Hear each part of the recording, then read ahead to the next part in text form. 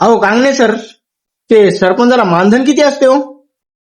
8,000पेक्षा जास्त गावाची लोकसंख्या असेल तर त्या सरपंचाला मानधन होतं 5,000.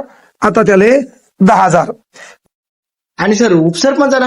हे उपसरपंच हे डावातच नाही, याला सरपंच कळू देतच नाही. बरोबर आहे सर. कळलं का? हा, म्हणून हे त्याच्यात हवेत असते, फक्त मी उपसरपंच आहे.